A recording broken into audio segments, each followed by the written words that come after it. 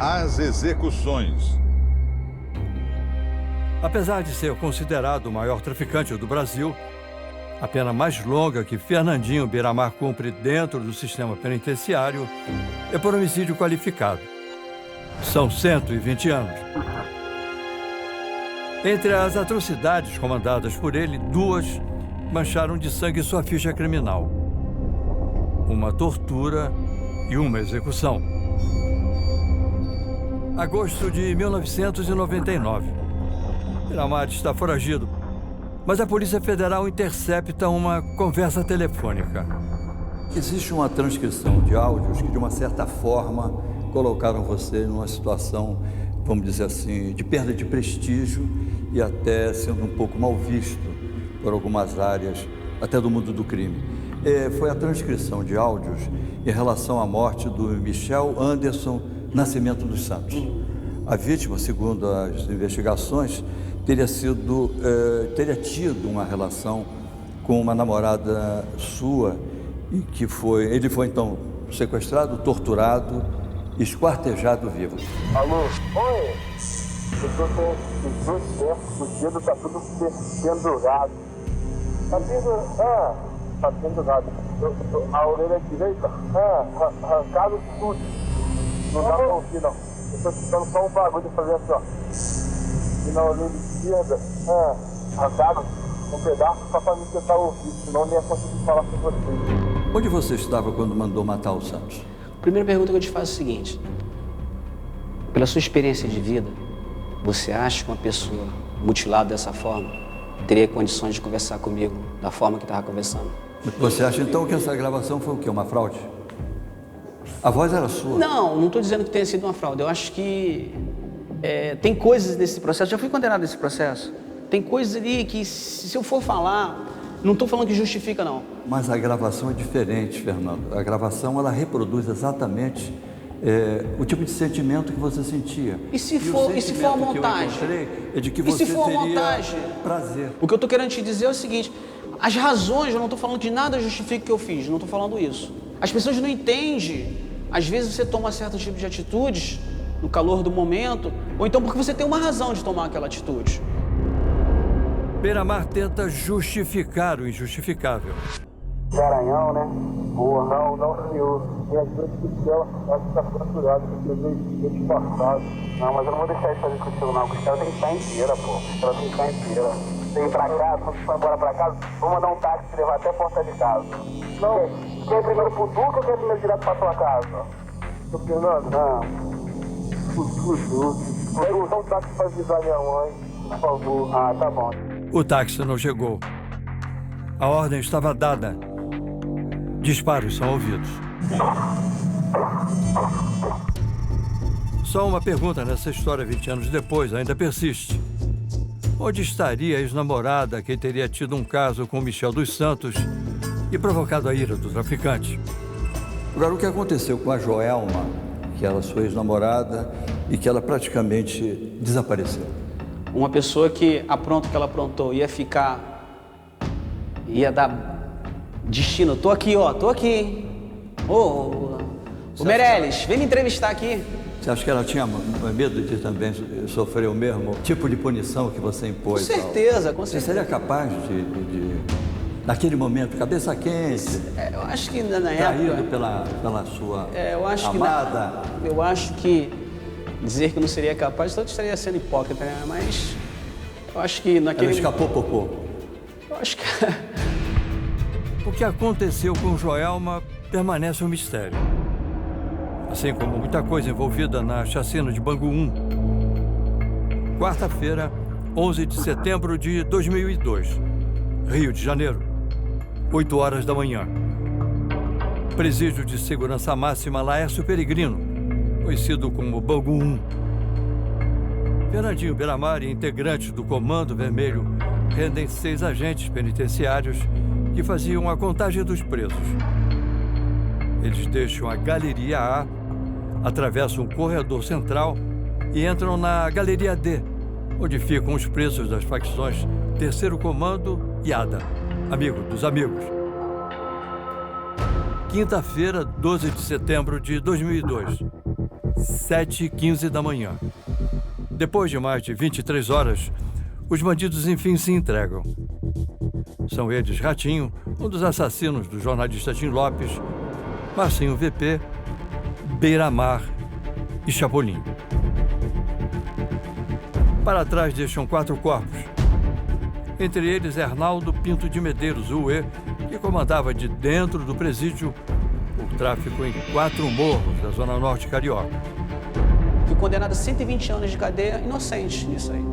Nessas 4 mortes. Eu não tinha nada a ver, não tenho nada a ver com esse fato. E me deram 120 anos de cadeia. Por quê? Por causa do meu nome, não tem prova, não tem nada, mas meu nome. O que ocorreu? Após o término da rebelião, as autoridades me pediram para eu ser o intermediário e os próprios presos. Agora o senhor imagina, se ia invade o presídio, quem ia ser a primeira vítima? Eu. Então, eu aceitei participar daquela negociação, não é porque eu sou bonzinho, nem porque eu era líder. Foi uma forma de resguardar minha própria integridade física. O E foi morto a tiros, depois seu corpo foi enrolado em um colchão e carbonizado. No calor do momento ali, algumas pessoas que não gostavam dele, não me lembro como aconteceu. É porque ele era da RADA, né? Amigo Isso, dos amigos, isso, uma outra facção. Isso.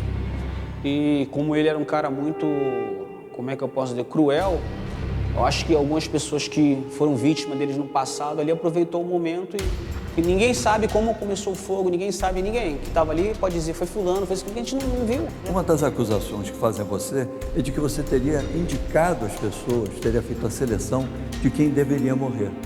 Isso tem fundamento ou é mais um... balela? A decisão do Tribunal de Justiça sobre o caso é clara. Abre aspas. O réu agiu com intensa culpabilidade na medida em que exercia uma posição de notório comando e, após a execução das vítimas, dirigiu-se até elas para, obviamente, conferir e, nesse momento, selecionando e poupando a seu bel prazer as vidas dos demais sobreviventes da quadrilha rival. Fecha aspas. Eu já chego perdendo. Com a fama, lógico, eu não sou santo. Eu dei base para isso. Então o cara chega no tribunal de júri, pô, esse cara é um monstro, esse cara é não sei o quê. Tem lógica. Há apenas 2 meses, o filho de UE foi executado com mais de 40 tiros na porta de casa. A Delegacia de Homicídios investiga se Diego de Medeiros foi assassinado pela milícia. Na rebelião de Bangu 1, outro traficante da facção rival ao Comando Vermelho, Celcinho, da Vila Vintém, escapou da morte porque teria aderido ao bando de Beira-Mar. Como é que aconteceu isso naquele momento ali A verdade é o da seguinte, chacina? A verdade é o seguinte. Ele tomou um lado. O que acontece? O Celcinho estava ali, ele era 3º comando, ele era ADA na época, e quando houve a chacina, não tinha... Assim, é tipo assim, você pode até trabalhar na Record, a Globo é sua concorrente. Nem todo jornalista é seu inimigo por ser seu concorrente. A mesma coisa é o que acontece em facções. E a gente sempre respeitou o Celcinho. O Celcinho, o cara, ele tira a cadeia dele, ele não fica instigando ninguém, ele não fica... Então, existiu um respeito pelo Celcinho. Então, o nego fala, o Beira-Mar salvou a vida do Celcinho. O Celcinho chorou, é mentira. Ele teve o comportamento de um homem, não morreu, não foi por causa do Beira-Mar, foi uma decisão, não era para morrer mesmo. Então, não houve, ele não pulou para o nosso lado, ele apenas... No momento ali, naquele calor do momento, o cara chega pra você, vem cá, vou matar todo mundo da Record. Você vai ficar quieto na sua. O presídio considerado de segurança máxima fica parcialmente destruído. Você tem 2 facções dentro do mesmo espaço, a melhor forma de você aniquilar a outra é aniquilar as suas chefias. Então foi exatamente o que aconteceu lá, uma tentativa de você, eliminação da outra facção, eliminando os seus principais líderes. Após as execuções atribuídas a ele, Fernandinho Beira-Mar esteve trancado nos presídios mais seguros do sistema. Quantas pessoas você já matou ou mandou matar? Não preciso nem comentar responder essa pergunta, não. Deixa quieto isso aí.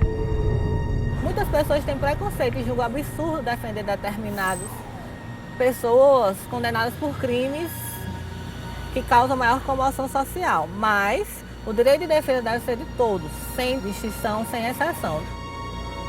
Você continua dando ordens para matar? Nada. Não. Tipo assim, o que acontece? Como eu já te falei, a gente está no presídio federal. Aqui, A gente não tem poder de mando de nada. A gente aqui vive, a gente vegeta. A gente está enterrado vivo aqui.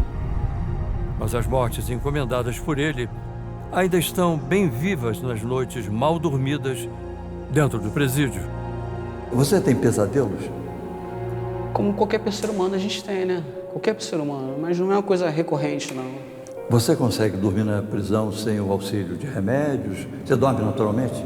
É difícil as pessoas que estão numa situação como nós estamos aqui conseguir dormir. Tem épocas que eu durmo sem remédio. Atualmente eu estou dormindo à base de remédio, porque eu não estou conseguindo dormir porque tá, tipo assim, muita coisa tem acontecido, então estou num momento muito conturbado da minha mente. Mas tem épocas que eu consigo dormir sem nenhum tipo de remédio. Nesses momentos de insônia, quais são as imagens ou os crimes que passam diante dos seus olhos?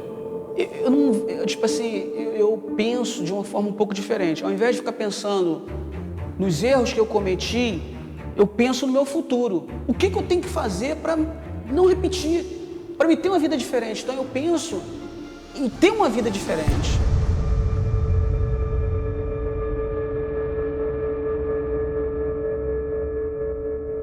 Curioso?